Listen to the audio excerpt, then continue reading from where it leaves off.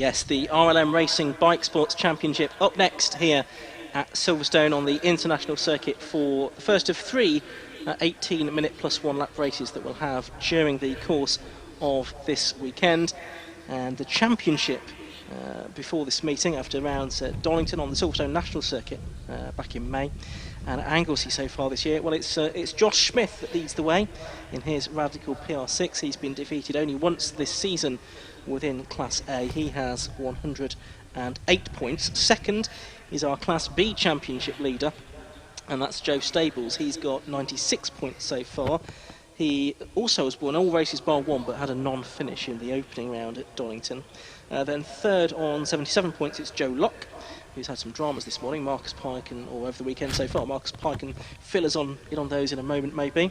He has 77 points. And then Charles Hall in the Radical SR3 RSX, another Class A driver. He's fourth on 60 points, which is the same, by the way, as Class C driver Scott Mittel, who we heard from before the race. It'll be just a few moments before we get the RLM Racing Bikesports cars out on track, because they're still recovering one of the BMWs from where it came to rest at Club Con. I can see the Barry Mills recovery vehicle down there at Club recovering that car. Problem with that is that the one of the front wheels is towing out quite dramatically, and so they need to get that secured. Yeah, so that needs to be sorted. Then it's a full lift, and as soon as that car is cleared, then I'm sure we'll have the Bikesports out onto track. This, Marcus, is a fantastic grid of cars. We have 26 of them for this race. There was actually three more that we thought we were going to see who didn't make it out for qualifying. Yeah, it was interesting. I saw John Paul Ivy among those. I saw his car down in the paddock with the tail off it, but no sign of any of the crew.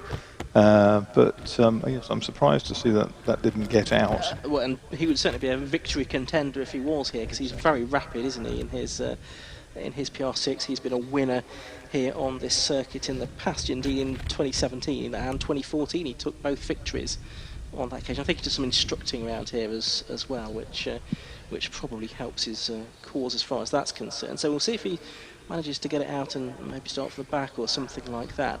We'll run through the grid in full in a minute, but Josh Smith, it is on pole position then in his Radical by a nanosecond, 7/100ths of a second. Yeah, very Scott Mittel. Yeah, very tight indeed. Now Josh is a driver that cut his teeth racing with the 750 motorcycle as a teenager in what we then called RGB. Now we call it RGB Sports 1000s, and he's effectively returned to the club this season, having had a few championships under his belt elsewhere. Yeah, he's done some OSF stuff, hasn't he? But also raced at Castle Combe quite a bit, whereas old man was also involved. Yeah, and he was a champion at Combe in their local GT championship in 2013. And his car is run by the college, the Bridgewater and Taunton College, where Josh is the project manager for the motorsport engineering course. And the car is owned by the college and run by the college students as well. So some real practical, hands-on experience they get of running the car, which is known as Poppet, by the way. It is, apparently. Not entirely sure why, but that's what Josh tells us. Named after the chocolate sweet. Maybe so. Of the 1960s, probably. Dates me. Yes, but Josh, 30 years of age, he's going to be one to watch on pole position. But we could be in for a very good race with Scott Mittel. Scott, another driver that's done all of his car racing with the 750 Motor Club, bar a little bit where he's dabbled elsewhere. But he started out in low cost, didn't he, originally, Scott? He did, and was very successful. Had a couple of championship wins, earned them in the hurly-burly of low-cost racing. But he's just has a tiny engine in this car, hasn't he? It's a little 1-litre engine. So he's giving away a lot of power, which in the dry is a significant issue. In the damp like this, less so. In fact, it might play into his hands. Yeah, it might well do. So we'll see what Scott Mittel can do. He certainly, when he finished on the outright podium here in May, well, I say here, at this circuit, at this venue on a different circuit, the national circuit, which is behind us from where we are, he told me afterwards, well, that's all very well, getting another Class C win, not many cars in Class C, and frankly, he's chasing the overall victories. Well, today might be the day. Indeed, he said he'd be very, very happy just to be lumped into A and get on with it this morning, so that's good. And Charles Hall is flying. He races also in Sports 2000 with a different car, with a gun. And son of Bill Hall, of course, the ex-historic Formula 1 racer and Boss Formula driver from Sheffield, is very, very rapid, Charles Hall. And if you look, he only did 9 laps. So he was 4 laps shy of those ahead of him, but was only 0.2 of a second adrift of pole man Josh Smith. And he's on the right on the pace, and he's the only man who's beaten Josh Smith so far this season. That was here at Silverstone on the national circuit. Again, in conditions which were changeable. I think that started wet and dried out from memory. And there's the whole which tyres do I go on argument, which I imagine is also a debate that's going on as we speak. But Charles Hall certainly very capable. He is. I mean, ex-Formula 3 and Formula Renault racer, so he's got a wealth of experience. Had a very nasty accident, road accident, which he sustained broken legs a decade or so ago. It took him a long time to bounce back, but he's just as quick as he ever was, just as kind of adjusted his sight lines when it comes to racing. Yeah. Now, Ashley Hicklin is going to be 4th on the grid now. He's one I admit know as much about. He's 4th in the Class A coming into this weekend. He's had a couple of 3rd place finishes at Donington and Silverstone so far this season. So he's been there or thereabouts all season long, but he'll be pleased, I should think, to be 4th on the grid, the 3rd of the Class A cars this weekend. Just to explain the different classes, by the way, classes A, B and C, we only have the one car from Class C. That's relatively easy. Those are cars that are less than 1100cc motorcycle engines. John Paul Ivy, incidentally, I just heard from Steve Jones, has a fuel pump problem. Right. As he is both driver and the sole crew member of the team, has been wrestling with that issue. Right, that explains why John Paul Ivy didn't qualify. The classes A and B, by the way, so those are for Class A tuned motorcycle engines and Class B production motorcycle engines, and depending on how large your motorcycle engine is, then you have a different minimum weight for your car as well, to try and keep it all nice and even.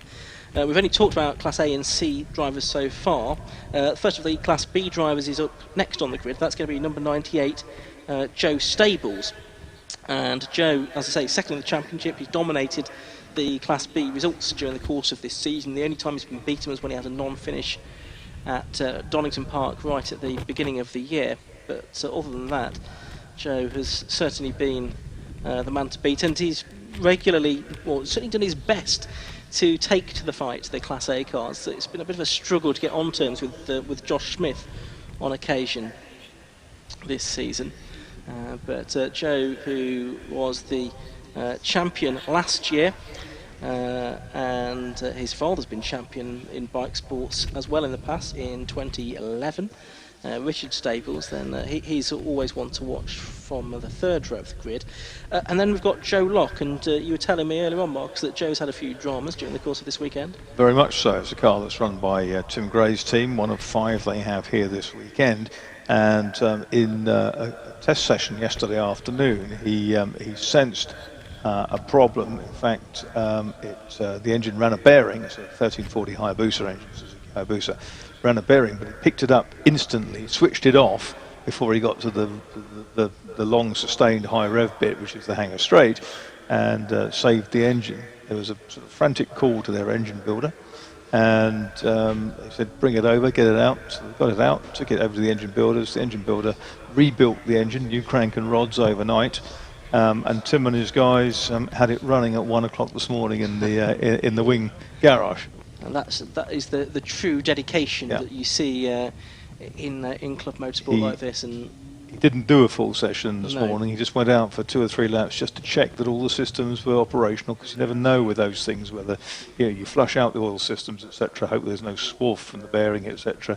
That's let go, and you just make sure everything appears to be okay and everything's tight.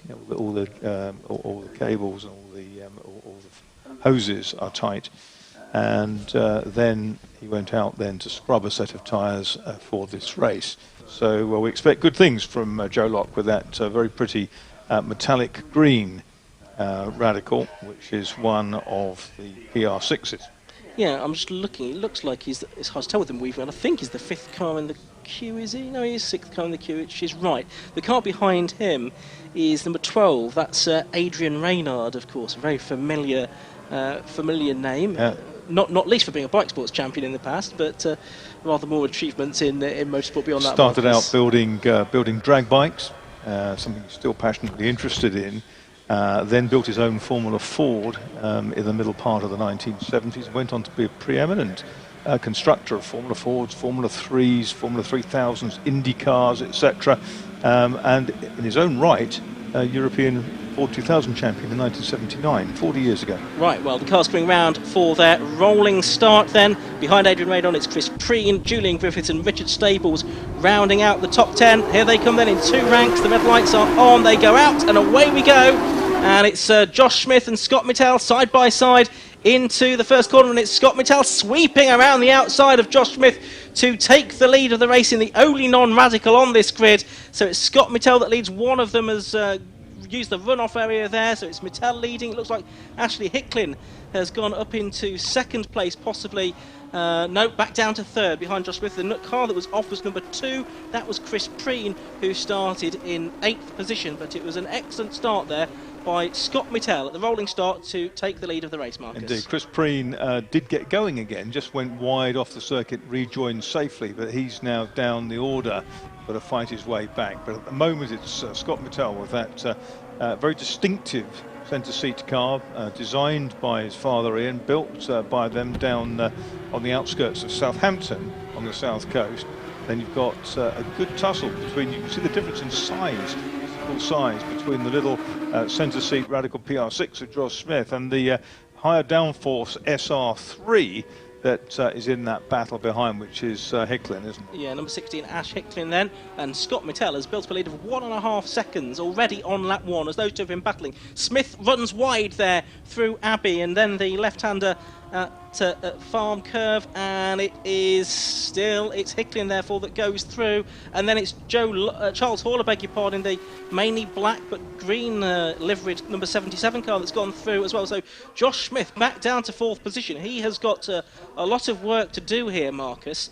One of the favourites, of course. Yeah, and Joe Locke has been shuffled down the order as well behind the 98 car of Joe Stables. He's trying to get past it in a straight line. He's got less frontal area, he's got less downforce, so the car has lower drag down the straight, and he's got his way back up again past that 98 car. But he's out-cornered by Stables, but coming into the chicane at the end of Vale, diving down the inside, goes Joe Locke. He's got through. Not much room there, and out over the curves bounces number 98, which is Joe Stables.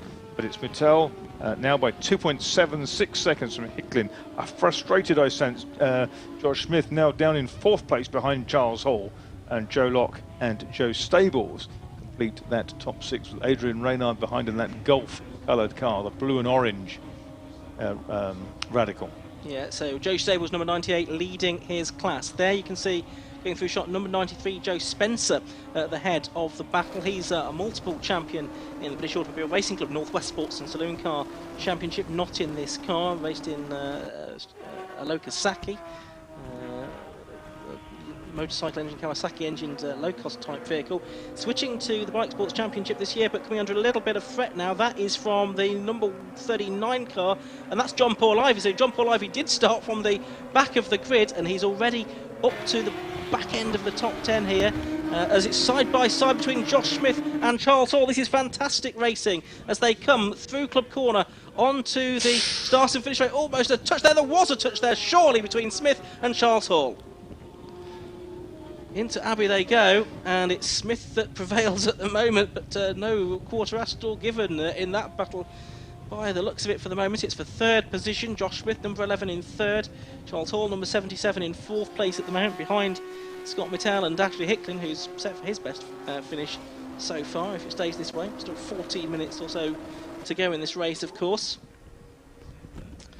So there you can see Scott Mittell's advantage over 3 seconds over number 16 Ashley Hicklin in 2nd, Josh Smith in the little PR6 in 3rd, then it's Charles Hall, then it's the number 8 car of Joe Locke and Joe Stables, rounding out the top 6 with a gap back then to Adrian Maynard in 7th place. The PR6 really was a central seat version of what Radical described as their Pro Sport model.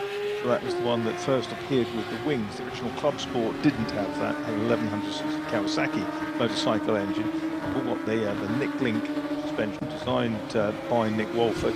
And they really do, they're so quick in a straight line because there's nothing of them in terms of frontal area.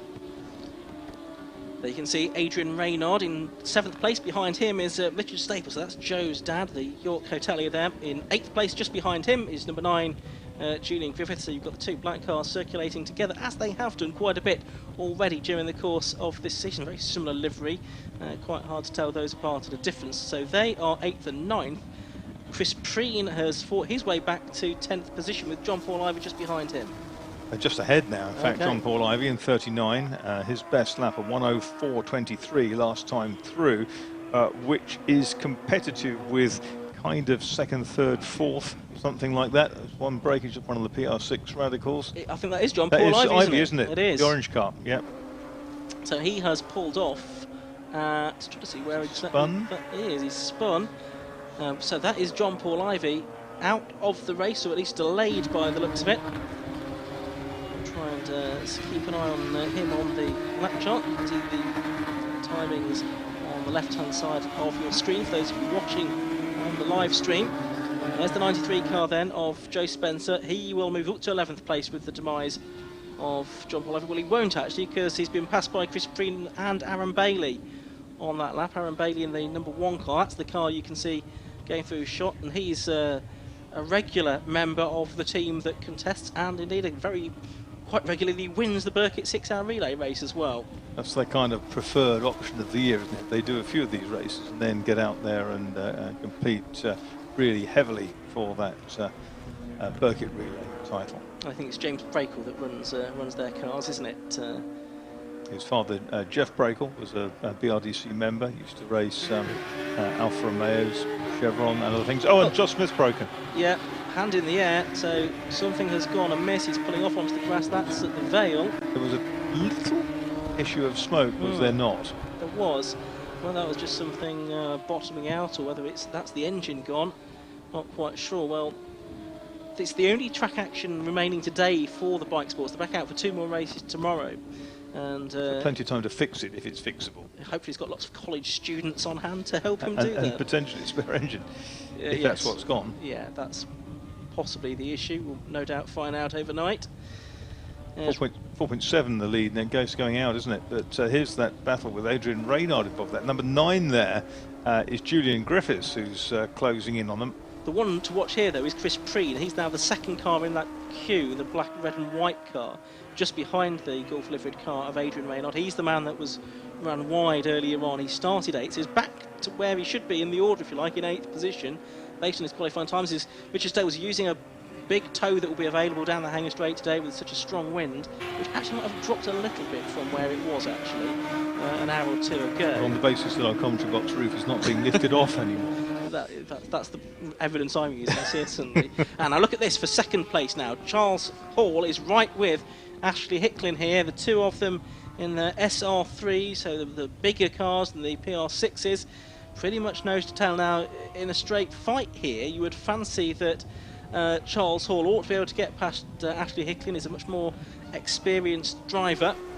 And that's the later version of the cars, isn't it, with those sort of rather Siamese cat type headlights. Yeah, and he's got a good run on him through the link. Now onto the Hanger Straight. In the background you can see Joe Stables is ahead now of Joe Locke and up into 4th position, so that's changed around on this lap as well.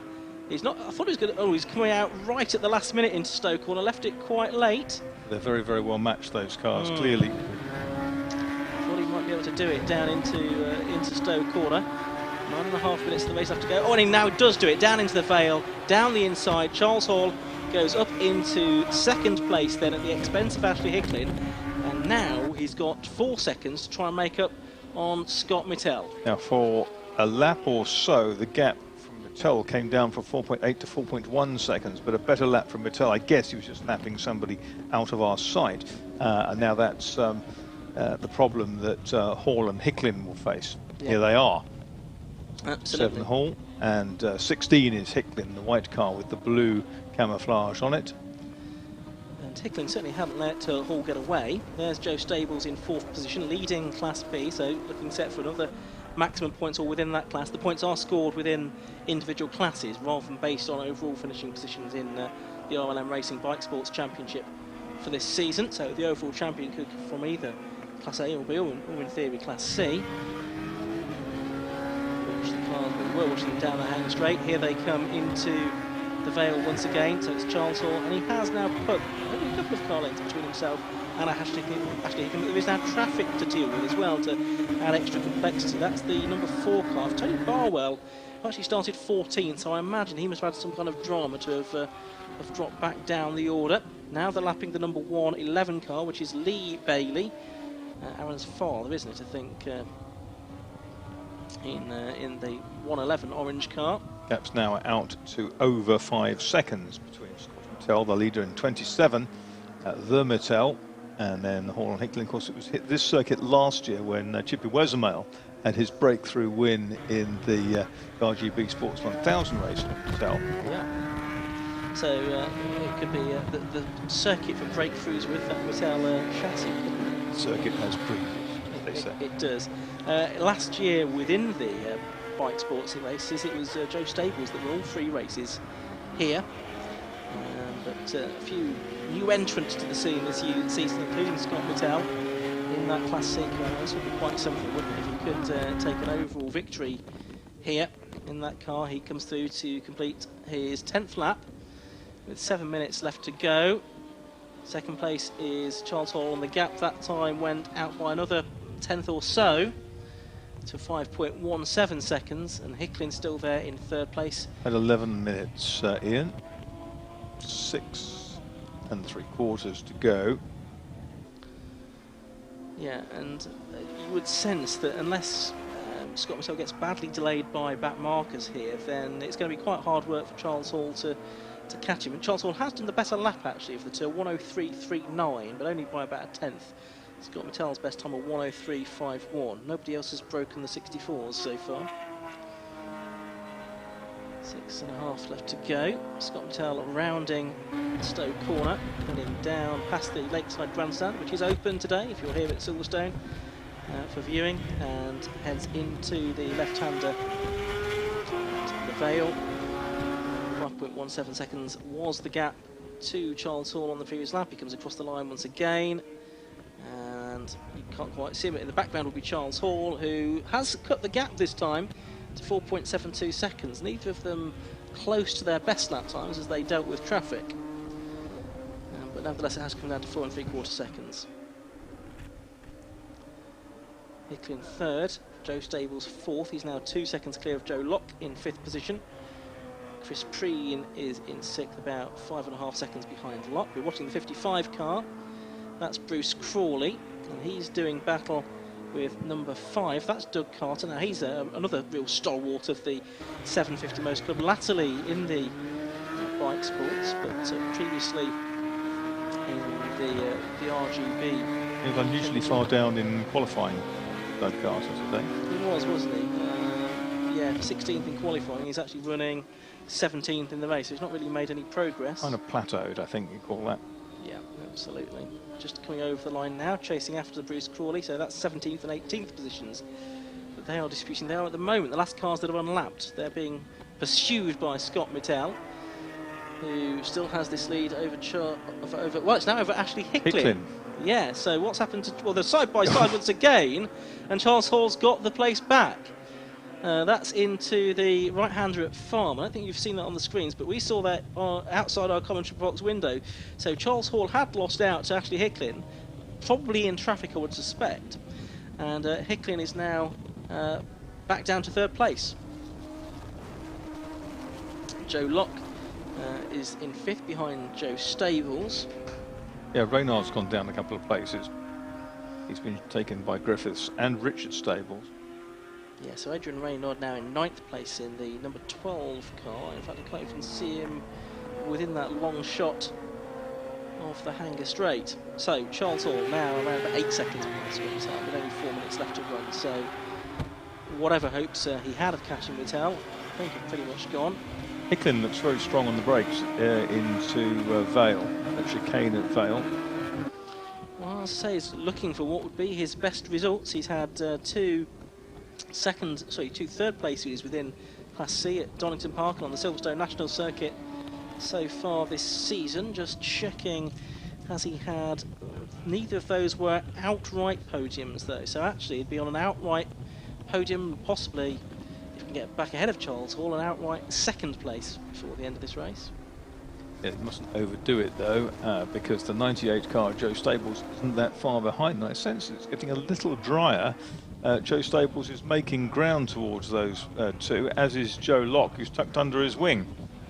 Yeah, Joe Stables is someone who actually seems to come along stronger towards the end of a race. Certainly at Anglesey, which was the last meeting for these cars a couple of months ago, that was noticeable that Joe Stables really did come on strong towards the end of the race. 9.4 seconds is the lead for Scott Mittal as we are watching number 95. That is Richard Stables make a move there. He's running in 8th position, 2 3/4 minutes to go. So number 1, it is Aaron Bailey there ahead of Stables now. So it's Bailey that got ahead of Stables into 8th place. And you can see Reynard just sweeping through Club Corner onto the start-finish straight as the number 9 car of Julian Griffiths is looking to lap number 33. That's one of the back markers, Richard Hardy, who's again someone that's usually a little bit further up the order than that, but quality is high here at Silverstone this weekend. Yes, quality high and quantity very high, so it's a great field of cars. But it's the Singleton Mittal which has that advantage of over 8 seconds out front ahead of all these radicals, cars made in Peterborough. Yeah, so there is the number 1 car of Bailey, you can see in the shot. Behind him, it's side by side between Stables and Reynard. Richard Stables, that is. Not much room given there by Adrian Reynard as he gets ahead of Richard Stables and back up into 9th place. Yeah, he was busy lapping the 33 car, wasn't he, at that point? They both were. That was Richard Hardy. Stables, Trying to run rings round the Reynard car, isn't he? Certainly is. Reynard subjected his car to some aerodynamic mods a couple of years ago. Yes, he's sort of done his own thing, hasn't he, really, with that SR3. You can see the little 46 car in shot, which is Chris Child in his Pro Sport. Oh, in retirement. It's number 26, so that's Mark Boot from 14th position up against the barriers, climbing over them now. And Mark Boot, there's something afoot there, he's out of the race. John Field, Sheffield driver. And again, that little PR6 pops out of the slipstream of Reynard's car on the Hanger Straight. Here's 27. Oh, and you've got the checkered flag out a little bit early, in fact, there. It's gone out to Scott Mittal, and he's taken the win, therefore, by 6.27 seconds. That's caught us out slightly. Maybe with a car off, they've decided to flag the race a little bit early to allow that to be recovered. So Scott Mittal it is that's taken the win by 6.27 seconds from Charles Hall. Ashley Hicklin, therefore, unable to get back ahead of him. He took 3rd place. And the first overall podium. Yes, maiden podium visit for Ashley Hicklin. So I'm sure he'll be delighted with that. And the fact that he was able to race the likes of Charles Hall on merit is great news indeed. Joe Locke, number 8, took 4th place. He's got ahead of Joe Stables, hasn't he, in that closing stages. Yeah, Chris Preen, after that early off on the first lap, bounced back into 6th place. Joe Stables winning Class B from Chris Preen. The gap between those about 9 seconds at the end of the, well, what's slightly shorter than an 18-minute plus 1 lap race in the end. Stables did get past Reynard and all that, so he claimed 9th place from 10th Adrian Reynard himself. Superb racing. It certainly was, and we'll run you through those results in full in just a second on the screen before we hear from our top 3. Notable, of course, was the retirement there for Josh Smith, the championship leader, and he'll be hoping that whatever it was, we think it might be engine, but we're not certain that can be fixed overnight for the 2 races that the RLM Racing Bikesports Championship has tomorrow. After we've heard from the top 3, we'll go into the lunch break, and then we'll have racing from, relatively soon, about 20 past 1. It might be slightly delayed before we get the Zamp Helmets RGB. And Ian Mattel's just arrived there. That's dad of Scott. Scott, who 3 days a week is still a maths teacher in Winchester, and the other couple of days works with his dad on the cars. Very, very clever craftsman, Ian Mattel. Head of craft at a secondary school. Was back doing what he referred to as a real job. So we have Scott Mattel taking off his helmet, having made a breakthrough win in the RLM Racing Bikesports Championship, and we'll hear from him in a moment with Josh Barrett. Thanks, Ian. Well done, Scott. The biggest ever bike sport grid, probably the most competitive, and the smallest engine car wins. Yeah, it was great. I mean, just big thanks to Dad. He's just put so much effort in recently to get it where he is, so just amazing. And you got ahead of Josh Smith and then just pulled away from the field. Yeah, I got ahead of Josh at the start, saw him having a bit of a back behind, and then just thought I've just got to get my head down and get out of here. I'm unfortunate to see Josh on the sidelines. I would have liked him to finish at least, but yeah, it was great fun. And traffic, any problems there? No, not really. The pit board was saying all right things. Yeah, it was relatively comfortable. I mean, you hear all the noises and the rattles and the things that you never hear when you've got a lead like that, but yeah, it was good. Well done, let's have a chat with Dad. Ian, well done. Just amazing, absolutely amazing. I can't believe he's done it, absolutely brilliant. We've worked so hard to build a car and it's just brilliant, just brilliant. You sort of started Mattel Cars up a few years ago, won the RGB Championship and now won against one of the biggest sports car manufacturers in the world. Yes, it's just amazing. We can't believe it ourselves, you know. We've been in business 8 years now and this is our first Slicks and Wings car. Just absolutely amazing, brilliant. Well done to all the team.